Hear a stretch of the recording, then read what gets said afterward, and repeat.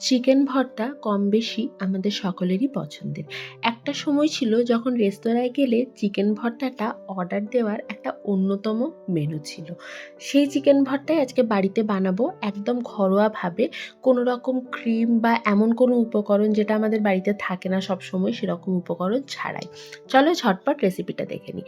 একদম প্রথম থেকে দেখাচ্ছি। প্রথমে চিকেনটাকে সেদ্ধ করব গোটা গরম মশলা আর তেজপাতা দিয়ে। মোটামুটি ওই 25 থেকে 30 মিনিটের মতো মিডিয়াম ফ্লেমে সেদ্ধ করেছি। চিকেনটাকে তুলে রেখে দেবো, কিন্তু এই জলটা এটা ফেলবো না। পুরো রান্নাটাই কিন্তু এই চিকেন স্টকটা দিয়েই হবে, আলাদা করে কোনো জলের ব্যবহার এই রান্নাতে করব না।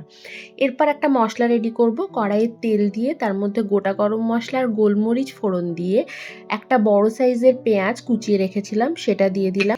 একটু নুন দিয়ে ভেজে নেওয়ার পর ওর মধ্যে দিয়ে দিচ্ছি আদা রসুন বাটা, মোটামুটি 1 টেবিল চামচের মতো। এরপর ভালো করে ভেজে নেব যতক্ষণ না কাঁচা গন্ধটা চলে যায় আদা রসুনের। তারপর একটা বড় সাইজের টমেটো কুচিয়ে রেখেছিলাম সেটা দিলাম, আর সাথে দিলাম মোটামুটি 10টার মতো কাজু আর একটু চারমগজ। ঘরে যদি চারমগজ না থাকে তাহলে এটাকে স্কিপ করতে পারো, এই জায়গায় কাজুর পরিমাণটা বাড়িয়ে দিতে পারো। তারপর 3টে কাঁচা লঙ্কা দিয়ে যে চিকেন স্টকটা রেখেছিলাম সেই চিকেন স্টকটা দিয়ে দিলাম, আর ওপর থেকে দিলাম কাশ্মীরি লঙ্কার গুঁড়ো আর হলুদ গুঁড়ো রঙের জন্য। তারপর ঢাকা দিয়ে এটাকে ভালো করে ফুটতে দেব।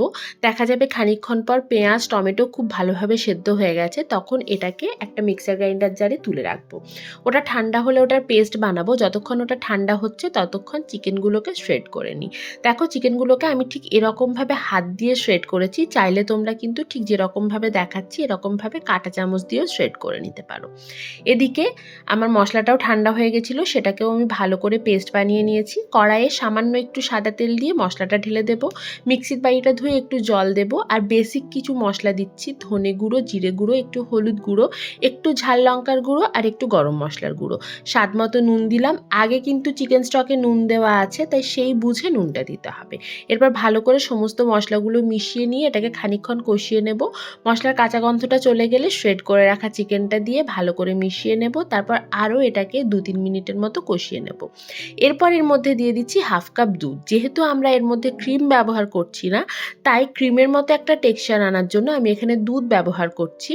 তারপর এটা ভালোভাবে ফুটে গেলে ওপর থেকে একটু কাসুরি মেথি আর একটা ডিম সেদ্ধ এরকমভাবে গ্রেট করে মিশিয়ে দিলাম। ডিম সেদ্ধটা এইভাবে গ্রেট করে মিশিয়ে দেখো, একদম রেস্তোরাঁতে যেরকম চিকেন ভর্তা খাই সেরকম টেক্সচার চলে আসবে। তারপর আর কি, এটাকে গরম গরম সার্ভ করে দাও রুটি, পরোটা, নান বা রুমালি রুটির সাথে। ওপর থেকে কিন্তু ডিম সেদ্ধ দিতে একদম ভুলবে না। তাহলে আর কি, রেডি হয়ে গেছে চিকেন ভর্তা। ঝটপট বানিয়ে ফেলো আর এনজয় করো। চলো আজ এটুকুই, টাটা।